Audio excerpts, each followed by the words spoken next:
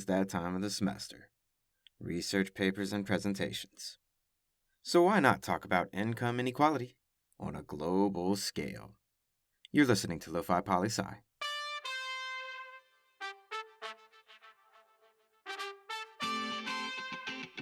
Welcome everyone to the Lofi Poli Sci podcast. I'm your host, Michael Pickering. That's right.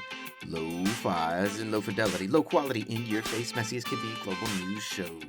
It's Tuesday, Lo-Fi Nation, and you know what that means. It's time for Tuesday's Top 10 list. Every Tuesday, we look at global indicators and surveys to see which countries hold the top 10 rankings in particular categories. We look at things like GDP, HDI, Gini, happiest country, largest country, and more. And no worries, Lo-Fi listeners. We'll tell you what each category means before we jump into the list. And today's list, the top 10 countries with the least income inequality in the world. And how exactly do we know where income inequality is in most countries? Well, that's where our trusty friend, the Gini index, or Gini coefficients, come into play. And just to keep it basic, just know that the measure is from 0 to 1, or 0 to 100, measuring how equal the income distribution is in any given country.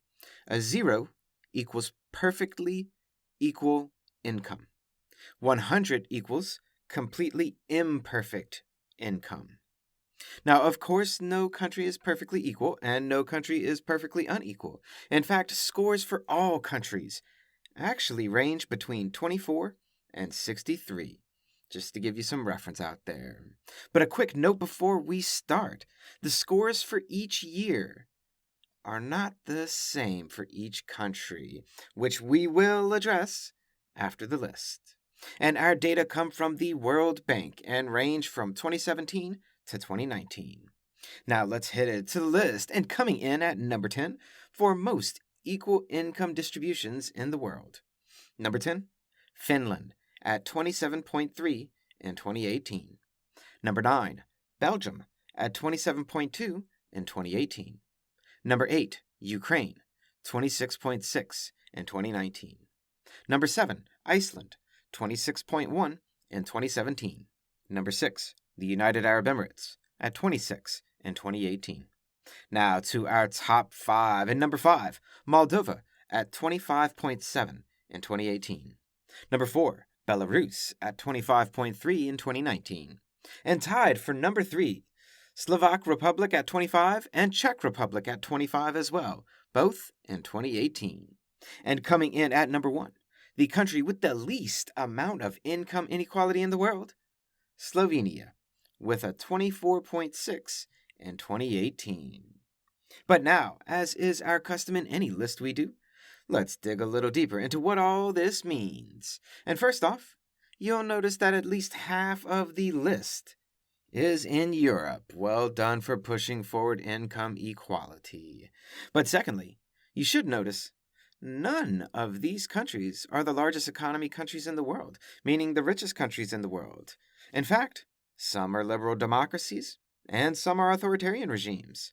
Some have really good social welfare programs aimed at reducing income inequality, like Finland and Iceland, but others, they don't.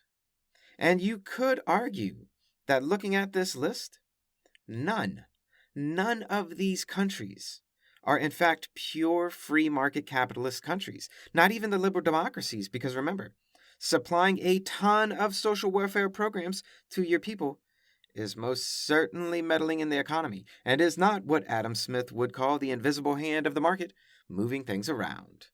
But that's an important note to add because, as we surely know, free market capitalism increases income inequality.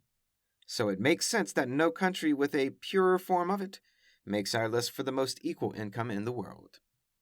But now we do need to address a major issue in our list. And in doing so, the overall comparison or comparability of the country's level of income inequality in relation to one another. So first off, not even every country in the world has a recent Gini index entry. For some countries, the data simply do not exist.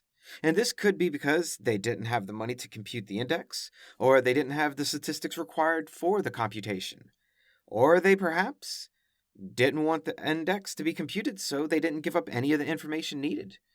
Because really, if you know you have really high income inequality in your country, do you really, really want to give that bad press out into the world? I mean, what if it's an election year for you and you're afraid people will blame you for it?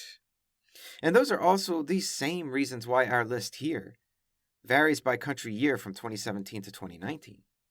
There is no single year in existence that I'm aware of, at least in my own research, that has a Gini score for every single country in the world. It just doesn't exist. It's tragically as simple as that. And there are no 2020 data at all in the World Bank list for Gini index, which kind of really isn't that much of a surprise considering 2020 was a major global recession and everyone was doing really bad. They had better things to do than to tabulate Gini. And, realistically, we can just imagine that things got worse as far as income inequality last year. But what does all this really mean for us and our ability to compare income inequality globally? It means we do, in fact, lose a lot of our ability to use the comparative method on this extremely important issue in the world. Our countries are not the same year, and we do not have scores for every single country. So our data are biased, period. But does that mean we can't compare? No, not at all.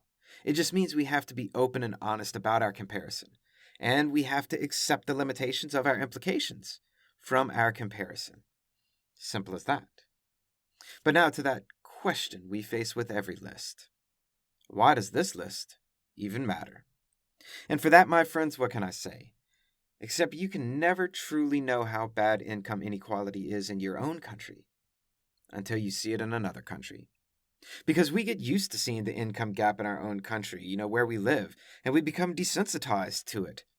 It just stops affecting us because we're born into it. We live in it every day in, day out. But when you leave your home country and visit places both below and above your country via income inequality, well, then it becomes pretty apparent how good or how bad things are wherever you are from. And next week, we look at the countries with the highest levels of income inequality and see what we can draw from the comparison of that list to this one here. And that's this Tuesday's Top 10 list. Interested in writing into the show? Follow us on YouTube, Instagram, myself on LinkedIn.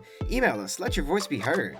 And don't forget to check out Saturday's issue of Letters of the Lofi Poli Sci, where we talk about political polarization in the United States. Message me to be added to the emailing list. Always remember that Lofi Poli Sci is more than just me. It's the we that we be. Peace and well-being to all my human beings out there. Much love and always the best. Pickering, signing off.